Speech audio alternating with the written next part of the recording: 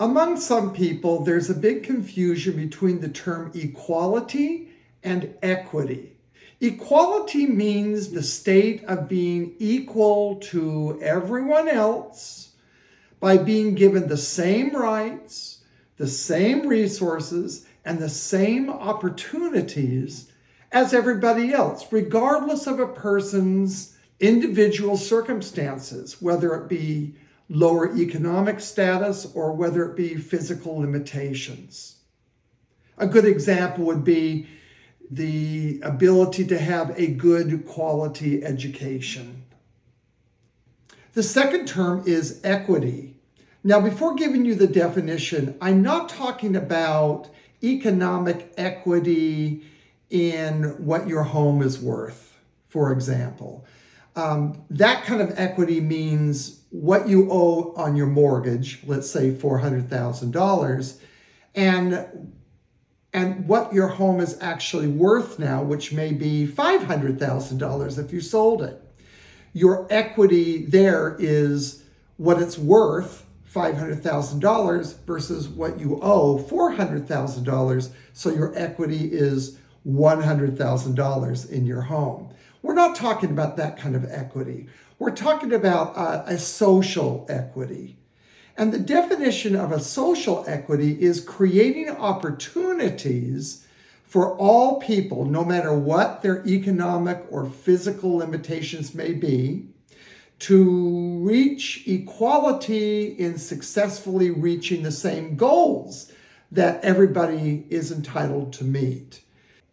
It's all about creating an equal playing field among different groups in order to reach the same opportunities as everybody else.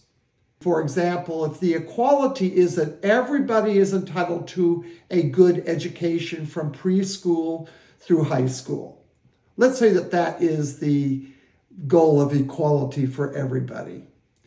Well, some people may be economically disadvantaged or physically disadvantaged in order to get that good education. So equity has to be put in order for all people of different backgrounds and differences to meet that common goal.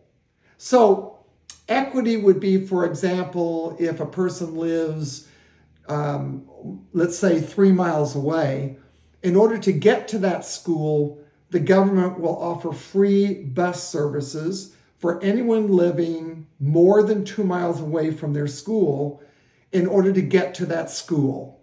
That would balance the playing field, if you will. Another example would be free lunch programs at school.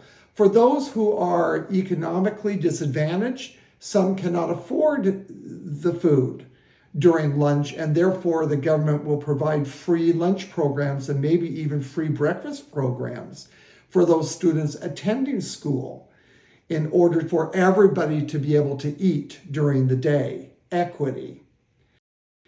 Or maybe even free food stamps. If somebody is economically disadvantaged or at the poverty level, they are entitled to food stamps in order to help them meet all of their economic needs for everything, including food.